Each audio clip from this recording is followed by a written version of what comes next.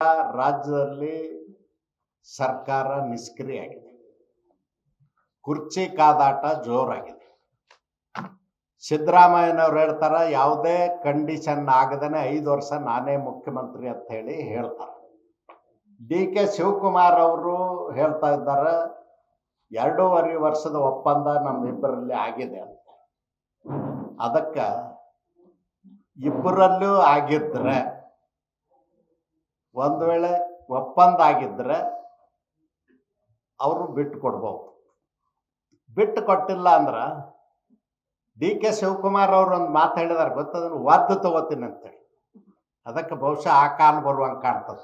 ಕಾಂಗ್ರೆಸ್ಸಿನ ರಾಷ್ಟ್ರೀಯ ಅಧ್ಯಕ್ಷರು ಖರ್ಗೆ ಅವರು ಕೇವಲ ಪದಾಧಿಕಾರಿ, ಸರ್ವಾಧಿಕಾರಿಗಳು ಬೇರೆ ಇದ್ದಾರೆ. ಸೋನಿಯಾ ಗಾಂಧಿ, ರಾಹುಲ್ ಗಾಂಧಿ, ಪ್ರಿಯಾಂಕಾ ಗಾಂಧಿ ಸರ್ವಾಧಿಕಾರಿಗಳು. ಸರ್ವಾಧಿಕಾರಿಗಳ ಅಣತಿಯಂತೆ ಕಾಂಗ್ರೆಸ್ ಪಕ್ಷ ನಡೀತದ ಹೊರತು ಖರ್ಗೆ ಅವ್ರ ಮಾತಿಗೆ ಕವಡೆ ಕಿಮ್ಮತ್ತು ಇಲ್ಲ.